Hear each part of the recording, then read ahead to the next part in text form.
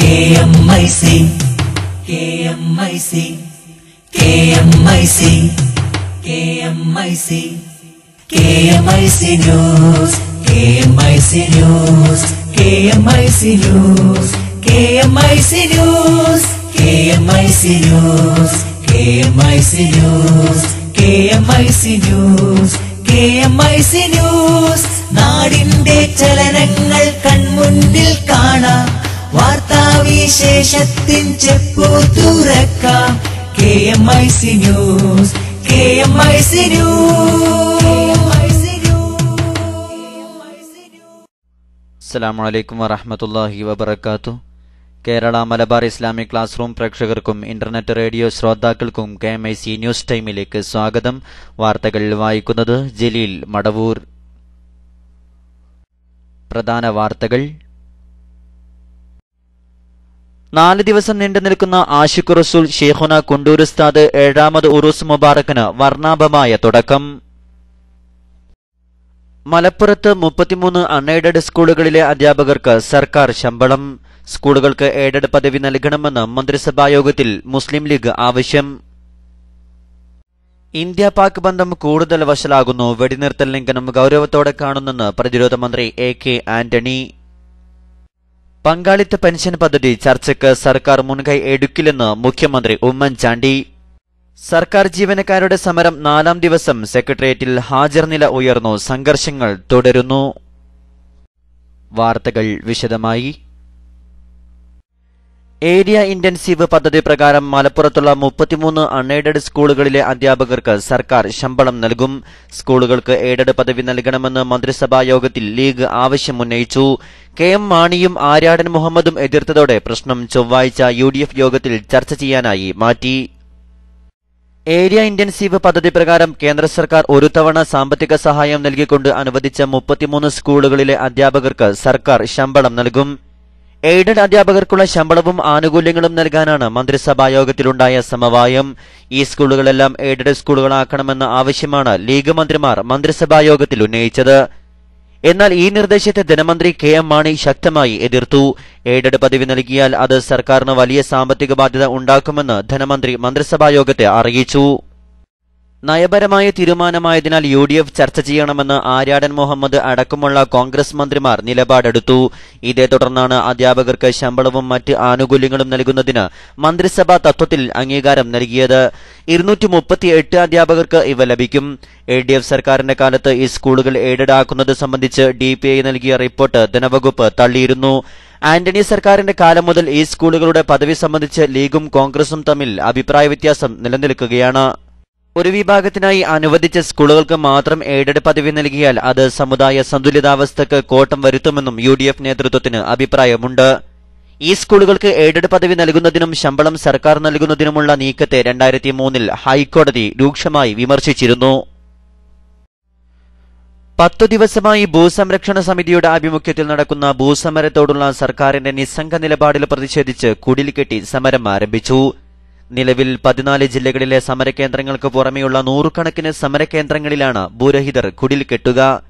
ഇതിന് എല്ലാ ജില്ലകളിലും ഓരോ ഏരിയ കേന്ദ്രങ്ങളിലും സർക്കാരിന്റെ പക്കലുള്ള മിച്ചഭൂമിയും കണക്കിൽ കവിഞ്ഞ് കമ്പനികളുടെയും ട്രസ്റ്റിന്റെയും പേരിൽ വാങ്ങിക്കൂട്ടിയ ഭൂമിയുമാണ് കുടിൽകെട്ടാൻ തിരഞ്ഞെടുത്തിരിക്കുന്നത്. ഇതുവരെ സമരപ്രവർത്തകരായിരുന്നു സമരഭൂമിയിൽ പ്രവേശിച്ചതെങ്കിൽ കുടിൽകെട്ടൽ സമരത്തിൽ പങ്കെടുക്കുക ഭൂരഹിതരാവും. അറസ്റ്റ് ചെയ്യപ്പെടുന്നവർ ജാമ്യം എടുക്കേണ്ടെന്ന നിലപാടിലാണ് CPM. സംസ്ഥാനത്ത് ഏറ്റവും കൂടുതൽ ഭൂരഹിതരുള്ള ജില്ലയായ തിരുവനന്തപുരത്ത് 3 കേന്ദ്രങ്ങളിലെ മിച്ചഭൂമികളിൽ ഭൂരഹിതർ കുടിലുകൾ കെട്ടി അവകാശം സ്ഥാപിക്കും. ആനാട് 12 ഏക്കർ മിച്ചഭൂമിയിലും തേക്കട 70 ഏക്കർ മിച്ചഭൂമിയിലും തുമ്പോട് 3 ഏക്കർ മിച്ചഭൂമിയിലുമാണ് കുടിൽ കെട്ടുക.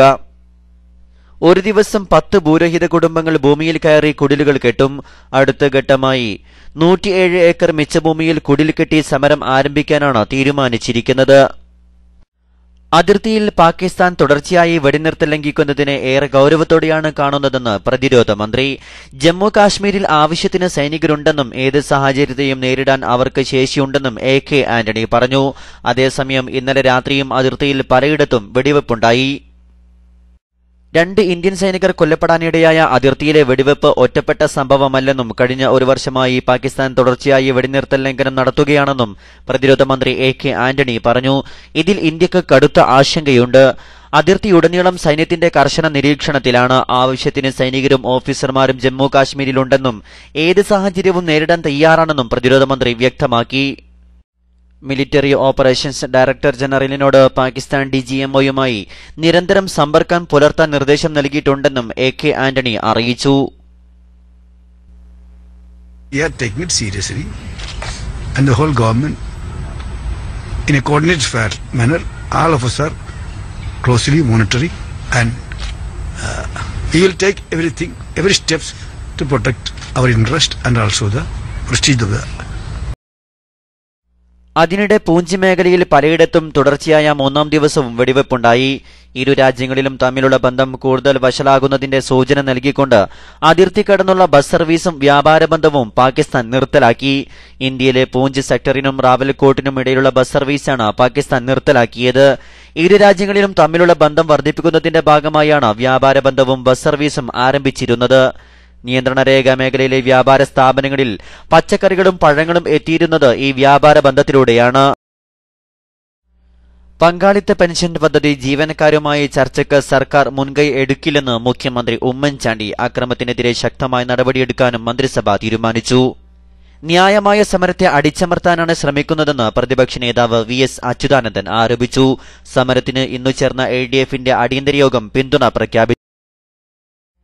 സമരം ചെയ്യുന്ന ജീവനക്കാരുമായി ചർച്ചയ്ക്ക് സർക്കാർ മുൻകൈ എടുക്കേണ്ടതില്ലെന്ന് മന്ത്രിസഭാ യോഗം തീരുമാനിച്ചു. പങ്കാളിത്ത പെൻഷനെക്കുറിച്ച് 2 തവണ ജീവനക്കാരുമായി വിശദമായ ചർച്ച നടത്തിയതാണെന്ന് മുഖ്യമന്ത്രി ഉമ്മൻചാണ്ടി പറഞ്ഞു. അക്രമം കാണിക്കുന്നവർക്കെതിരെ ശക്തമായ നടപടിയെടുക്കും. അവർ നിയമത്തിന് മുന്നിൽ സമാധാനം പറയേണ്ടി വരും. പ്രധാന ചുമതലകളിലുള്ളവർ സമരം ചെയ്താൽ ജോലിയിലേക്ക് തിരിച്ചു വരേണ്ടി വരില്ലെന്നും മുഖ്യമന്ത്രി മുന്നറിയിപ്പ് നൽകി.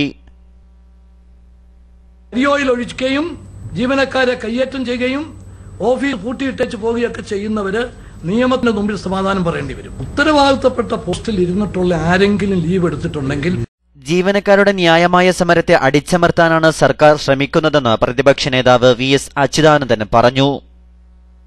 സമരത്തെ തല്ലിപ്പൊളിക്കാനും പോലീസിനെ ഉപയോഗിക്കാനും ടിയർ ഗ്യാസ് ഉപയോഗിക്കുവാനും യാതൊരു മടിയുമില്ലാതെ ഉമ്മൻചാണ്ടി ഗവൺമെന്റ് നീങ്ങിക്കൊണ്ടിരിക്കുന്നത് നാം കണ്ടുകൊണ്ടിരിക്കുകയാണ്.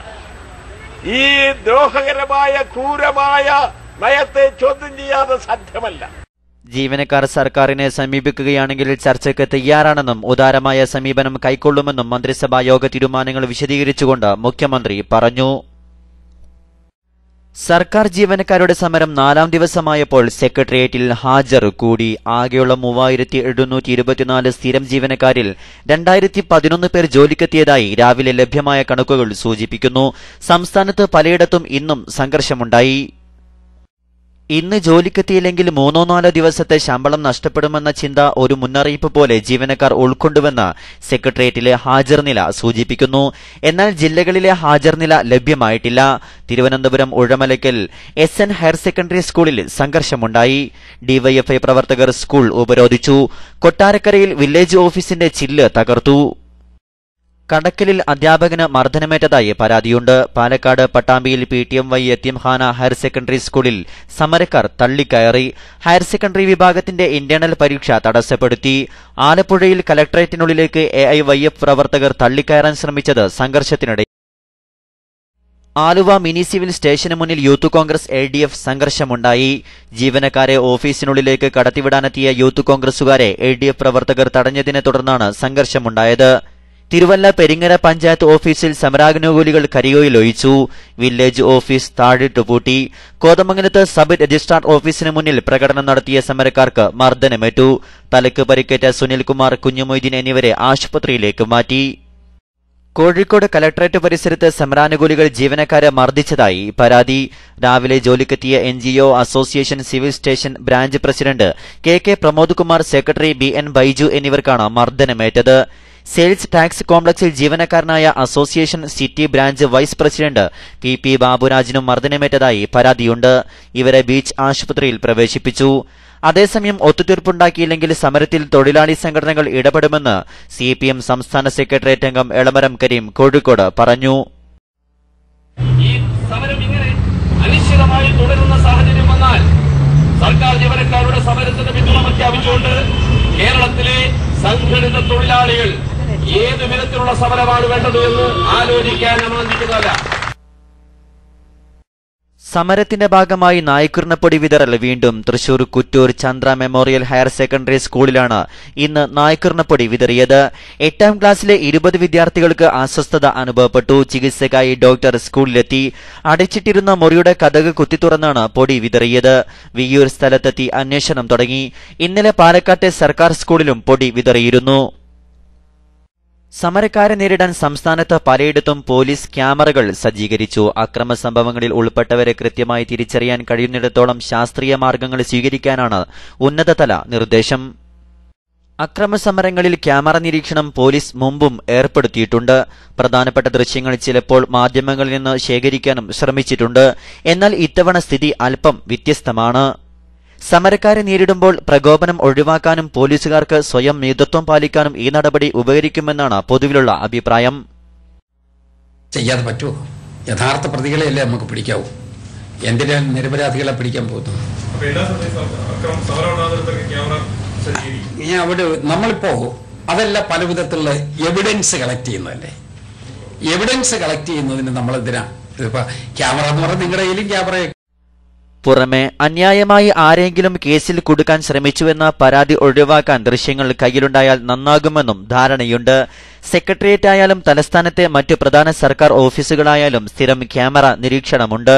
അല്ലാത്തയിടങ്ങളിൽ സമരമുറകൾ പകർത്താനാണ് 3ാം ദിനം ഇങ്ങനെ യൂണിഫോമിട്ട ഒട്ടേറെ ഫോട്ടോഗ്രാഫർമാർ ഇറങ്ങിയത്.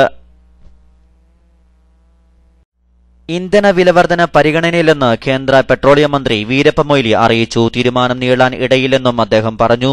ഉപഭോക്താവിന്റെ ഇഷ്ടപ്രകാരം പാചകവാതക വിതരണക്കാരെ തിരഞ്ഞെടുക്കാവുന്ന പദ്ധതി അദ്ദേഹം പ്രഖ്യാപിച്ചു. ഒരു ഏജൻസിയിൽ നിന്ന് മറ്റൊരു ഏജൻസിയിലേക്ക് ഗ്യാസ് കണക്ഷൻ മാറ്റാനുള്ള പദ്ധതിയുടെ പൈലറ്റ് പ്രൊജക്ട് ചണ്ഡീഗഡിൽ ആരംഭിച്ചിട്ടുണ്ട്. ഗൾഫ് വാർത്തകൾ. വരും ദിവസങ്ങളിൽ സൗദി അറേബ്യയിൽ പല ഭാഗത്തും താപനിലയിൽ കുറവ് അനുഭവപ്പെടുമെന്നും ചിലയിടങ്ങളിൽ അത് 0 ഡിഗ്രിയോളം താഴുമെന്നും കാലാവസ്ഥാ നിരീക്ഷണ കേന്ദ്രത്തിന്റെ മുന്നറിയിപ്പ്. സൗദിയുടെ കിഴക്ക്, വടക്ക്, മധ്യഭാഗങ്ങളിൽ ഇത് അനുഭവപ്പെടും. വടക്കൻ പ്രവിശ്യയിലെ തുറൈഫ് മേഖലയിൽ 0 ഡിഗ്രിക്ക് താഴെ താപനില എത്തിയതായും മഞ്ഞുവീഴ്ചയുണ്ടായതായും പ്രാദേശിക മാധ്യമങ്ങൾ റിപ്പോർട്ട് ചെയ്തു. തുറൈഫ് കൂടാതെ ഹായിൽ, അൽ ഖുറയ്യാത്ത്, അർ അൽ ജൌഫ് തുടങ്ങിയ പ്രദേശങ്ങളിലും താപനില വളരെ താഴ്ന്ന നിലയിലെത്തുമെന്നും മഴയ്ക്ക് സാധ്യതയുണ്ടെന്നും നിരീക്ഷണ കേന്ദ്രം അറിയിച്ചു. ഷാർജയുടെ ചരിത്ര പാരമ്പര്യത്തിന് പുതിയ തെളിവ്. 2000 വർഷം പഴക്കമുള്ള മനുഷ്യ ശരീര അവശിഷ്ടങ്ങളാണ് കണ്ടെത്തിയത്. ഇതിനു പുറമെ പൌരാണിക മാർക്കറ്റും 3000 വർഷം പഴക്കമുള്ള നഗരവും കണ്ടെത്തിയത് ഷാർജയിൽ നടക്കുന്ന ഉദ്ഖനന പ്രവർത്തനങ്ങൾക്ക് പുതിയ ആവേശമായി. ചരിത്രമേഖലയായ മലീഹയിൽ നടന്ന ഉത്ഖനനത്തിലാണ് 2000 വർഷം പഴക്കമുണ്ടെന്ന് കരുതുന്ന മനുഷ്യ ശരീര അവശിഷ്ടങ്ങൾ കണ്ടെടുത്തത്. ഇവിടെ ദീർഘനാളായി ഗവേഷണം നടത്തുന്ന ബെൽജിയം സംഘം 2 മാസത്തെ ശ്രമത്തിലൂടെയാണ് ടവറിന്റെ ആകൃതിയിൽ നിർമ്മിച്ച ശ്മശാനത്തിൽ ശരീര അവശിഷ്ടം കണ്ടെത്തിയത്. ഇതിന് 2000 വർഷത്തിലേറെ പഴക്കമുണ്ടെന്ന് പ്രാഥമിക പരിശോധനയിൽ വ്യക്തമായി. എങ്കിലും കൂടുതൽ കൃത്യമായ കാലഗണനയ്ക്ക് വേണ്ടി വിദഗ്ധ പരിശോധന നടത്തുകയാണ്. ജീവിതകാലത്ത് മനുഷ്യൻ ഉപയോഗിച്ചിരുന്ന പലതരം വസ്തുക്കളും ശ്മശാനത്തിൽ അടക്കം ചെയ്തിരുന്നു. പല ഭാഗങ്ങളിൽ നിന്നും പ്രവേശന കവാടങ്ങളുള്ള ശവകുടീരത്തിൽ കുതിര, ഒട്ടകം തുടങ്ങിയവയും പല വിലപിടിച്ച വസ്തുക്കളുമുണ്ട്. വരും ദിവസങ്ങളിൽ ഖത്തറിൽ തണുപ്പ് ഗണ്യമായി വർദ്ധിക്കുമെന്ന് കാലാവസ്ഥാ നിരീക്ഷണ വകുപ്പ് അധികൃതരെ ഉദ്ധരിച്ച് പ്രാദേശിക പത്രം റിപ്പോർട്ട് ചെയ്തു. അടുത്ത ആഴ്ചയോടെ താപനില 10 ഡിഗ്രി സെൽഷ്യസിൽ താഴെയെത്തുമെന്നാണ് കണക്കുകൂട്ടൽ. ഇന്നു മുതൽ താപനില ഗണ്യമായി താഴ്ന്നു തുടങ്ങുമെന്നും തുടർന്നുള്ള ദിവസങ്ങളിൽ 10 ഡിഗ്രിക്ക് താഴെയാകുമെന്നും കാലാവസ്ഥാ നിരീക്ഷകർ പറഞ്ഞു. ശക്തമായ വടക്ക് പടിഞ്ഞാറൻ കാറ്റാണ് കാലാവസ്ഥയിൽ പെട്ടെന്നുണ്ടായ മാറ്റത്തിന് കാരണമായത്. ശക്തമായ പൊടിക്കാറ്റിനെ തുടർന്ന് താപനില താഴ്ന്നു തുടങ്ങും. രാജ്യത്തിന്റെ ചില ഭാഗങ്ങളിൽ ഒറ്റപ്പെട്ട മഴയ്ക്ക് സാധ്യതയുള്ളതായും കാലാവസ്ഥാ നിരീക്ഷകർ അറിയിച്ചു. ഇടവേളയ്ക്ക് ശേഷം വാർത്തകൾ തുടരും. മാമലകൾ മിഴിയൂറും കൈരളി മാനസരാജ്യം, തേങ്ങലുകൾ ഉയരുന്നിടമുൾവിളി കേട്ടൊരു വ്യൂഹം. മാമലകൾ മിഴിയൂറും കൈരളി മാനസരാജ്യം, തേങ്ങലുകൾ ഉയരുന്നിടമുൾവിളി കേട്ടൊരു വ്യൂഹം. അമരുല്ലുലമ കാന്തപുരത്തിൻ സ്നേഹവിഹാസം. ഷെയ്ഖുന കുണ്ടൂർ ഉസ്താദ് ഏഴാമത് ഉറൂസ് മുബാറക് ഇന്നു മുതൽ തത്സമയം കേരള മലബാർ ഇസ്ലാമിക് ക്ലാസ് റൂമിൽ നിലക്കാത്ത പ്രവാഹവുമായി പതികാന്തപുരം വരവായി പദമീതിരി നാടവുമായി. വാർത്തകൾ തുടരുന്നു. സംഘടനാ വാർത്തകൾ. 4 ദിവസം നീണ്ടു നിൽക്കുന്ന കുണ്ടൂർ ഉസ്താദിന്റെ 7ാമത് ഉറൂസിന് കുണ്ടൂർ ഗൗസിയയിൽ ഭക്തിനിർഭരമായ തുടക്കം. സമസ്ത പ്രസിഡന്റ് സയ്യിദ് അബ്ദുറഹ്മാൻ അൽ ബുഖാരി ഉള്ളാൾ കൊടി ഉയർത്തി. മക്കാം സിയാറത്തിന് വയലത്തൂർ സയ്യിദ് യൂസുഫ് അൽ ജിലാനി നേതൃത്വം നൽകി. സയ്യിദ് അലി ബാഫഖി തങ്ങളുടെ അധ്യക്ഷതയിൽ ഇ സുലൈമാൻ മുസ്ലിയാർ ഉദ്ഘാടനം ചെയ്തു. മഞ്ഞപ്പറ്റ ഹംസ മുസ്ലിയാർ, കൂറ്റമ്പാറ അബ്ദുറഹ്മാൻ ദാരിമി, വണ്ടൂർ അബ്ദുറഹ്മാൻ ഫൈസി, മുഹമ്മദ് കുഞ്ഞി സഖാഫി കൊല്ലം, കൊളത്തൂർ അലവി സഖാഫി, സുലൈമാൻ സഖാഫി മാളിയേക്കൽ തുടങ്ങിയവർ പ്രസംഗിച്ചു. ബുഖാരി ദർസിന് ഇ സുലൈമാൻ മുസ്ലിയാർ നേതൃത്വം നൽകി. തെന്നല CM മർക്കസിൽ നിന്നും ചെറുമൂക്കിൽ നിന്നും ആരംഭിച്ച പതാകജാഥ ഗൗസിയ അങ്കണത്തിൽ സമാപിച്ചു. കരിങ്കപ്പാറ ഉസ്താദ്, ചാപ്പനങ്ങാടി, ഒതുക്കുങ്ങൽ, മമ്പുറം മക്കാം സിയാറത്തുകൾക്ക് സയ്യിദ് ഇമ്പിച്ചിക്കോയത്തങ്ങൾ കടലുണ്ടി, സയ്യിദ് ഷറഫുദ്ദീൻ ജമലുലേലി, OK അബ്ദുസലാം മുസ്ലിയാർ നേതൃത്വം നൽകി. ഇന്നുച്ചക്ക് സയ്യിദ് ജലാലുദ്ദീൻ ബുഖാരിയുടെ നേതൃത്വത്തിൽ നടന്ന കുഞ്ഞു മക്കാം സിയാറത്തോടെ 2ാം ദിന പരിപാടികൾക്ക് തുടക്കമായി. 3 മണിക്ക് നടന്ന കുണ്ടൂർ ഉസ്താദ് ജീവിതം സന്ദേശം എന്ന പഠന സെഷൻ സയ്യിദ് മുഹമ്മദ് തുറാബ് സഖാഫി ഉദ്ഘാടനം ചെയ്തു. അലി ബാഖവി ആറ്റുപുറം, ത്വാഹിർ സഖാഫി മഞ്ചേരി, ഫൈസൽ ഹസനി രണ്ടത്താണി, അബൂബക്കർ മാസ്റ്റർ പടിക്കൽ തുടങ്ങിയവർ വിവിധ വിഷയങ്ങൾ അവതരിപ്പിച്ചു. വൈകിട്ട് 7 മണിക്ക് നടക്കുന്ന ആത്മീയ സമ്മേളനം സയ്യിദ് ഉമറുൽ ഫാറൂഖ് അൽ ബുഖാരി പൊസോട്ടിന്റെ അധ്യക്ഷതയിൽ കാന്തപുരം AP മുഹമ്മദ് മുസ്ലിയാർ ഉദ്ഘാടനം ചെയ്യും. സയ്യിദ് ഇബ്രാഹിം ഖലീലുൽ ബുഖാരി പ്രാർത്ഥനയ്ക്ക് നേതൃത്വം നൽകും. മുഹമ്മദ് ഹസനി പകര പ്രഭാഷണം നിർവഹിക്കും. PA ഹൈദ്രോസ് മുസ്ലിയാർ, വാളക്കുളം ബീരാൻ മുസ്ലിയാർ തുടങ്ങിയവർ പരിപാടിയിൽ സംബന്ധിക്കും. തത്സമയം KMIC സംപ്രേഷണം ചെയ്യും. കൊടുങ്ങല്ലൂർ മാടവന ജാമിയ അസീസിയ 28ാം വാർഷിക 6ാം ബിരുദദാന സമ്മേളനം ഈ മാസം 19, 20 ശനി ഞായർ ദിവസങ്ങളിൽ നടക്കും. കോളേജ് വിദ്യാർത്ഥിയായ SSF പ്രവർത്തകനെ SFI പ്രവർത്തകർ സംഘം ചേർന്ന് മർദ്ദിച്ചു. താമരശ്ശേരി IHRD കോളേജിലെ BCom വിദ്യാർത്ഥിയും ഈർപ്പോണ യൂണിറ്റ് SSF ട്രഷററുമായ വട്ടപ്പാറമ്മൽ മുഹമ്മദ് ആഷിഖിനെയാണ് 4 പേർ ചേർന്ന് മർദ്ദിച്ചത്. ഇന്നലെ രാവിലെ 11:30യോടെ താമരശ്ശേരി പുതിയ ബസ് സ്റ്റാൻഡിലായിരുന്നു സംഭവം. ബസ് കാത്തു നിൽക്കുകയായിരുന്ന ആഷിഖിന് ആളൊഴിഞ്ഞ സ്ഥലത്തേക്ക് കൂട്ടിക്കൊണ്ടുപോയി മർദ്ദിക്കുകയായിരുന്നു.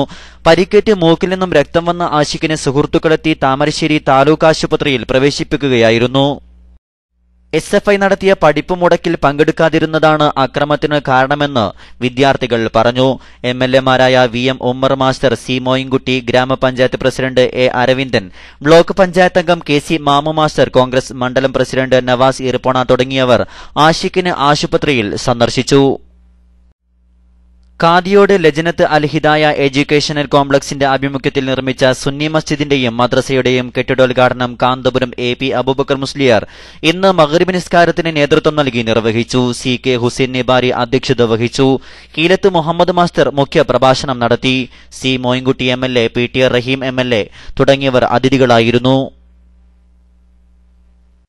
സുന്നി ജമിയത്തുൽ മുഅല്ലിമീൻ കോഴിക്കോട് ചൈൽഡ് ലൈനുമായി സഹകരിച്ച് മദ്രസ മുഅല്ലിങ്ങൾക്കായി സംഘടിപ്പിക്കുന്ന ഏകദിന ശില്പശാല നാളെ കാരമൂല സുബുലുൽ ഹുദ മദ്രസയിൽ നടക്കും.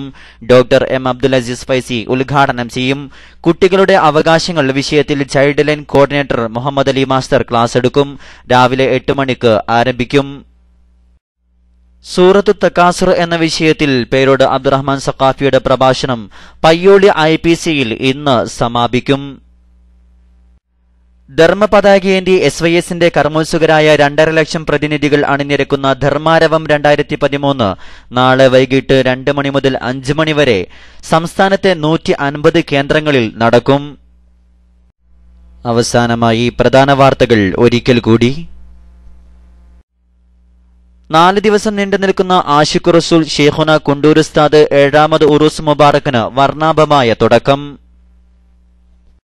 പങ്കാളിത്ത പെൻഷൻ പദ്ധതി ചർച്ചയ്ക്ക് സർക്കാർ മുൻകൈ എടുക്കില്ലെന്ന് മുഖ്യമന്ത്രി ഉമ്മൻചാണ്ടി. സർക്കാർ ജീവനക്കാരുടെ സമരം 4ാം ദിവസം സെക്രട്ടേറിയറ്റിൽ ഹാജർ നില ഉയർന്നു. സംഘർഷങ്ങൾ തുടരുന്നു. മലപ്പുറത്ത് 33 അൺഎയ്ഡഡ് സ്കൂളുകളിലെ അധ്യാപകർക്ക് സർക്കാർ ശമ്പളം. സ്കൂളുകൾക്ക് എയ്ഡഡ് പദവി നൽകണമെന്ന് മന്ത്രിസഭായോഗത്തിൽ മുസ്ലിം ലീഗ് ആവശ്യം. ഇന്ത്യ പാക് ബന്ധം കൂടുതൽ വഷളാകുന്നു. വെടിനിർത്തൽ ലംഘനം ഗൌരവത്തോടെ കാണുന്നെന്ന് പ്രതിരോധ മന്ത്രി AK ആന്റണി.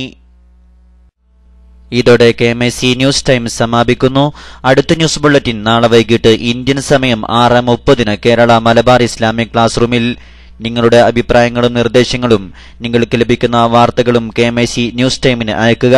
അയക്കേണ്ട വിലാസം kmcnewstime@gmail.com. ഏറ്റവും പുതിയ വാർത്തകളും ചിത്രങ്ങളും ലഭിക്കാൻ സന്ദർശിക്കുക www.sunnyonlineclass.com sunnyonlinenews.com. അസ്സലാമു അലൈക്കും വറഹ്മത്തുള്ളാഹി വബറകാതുഹു.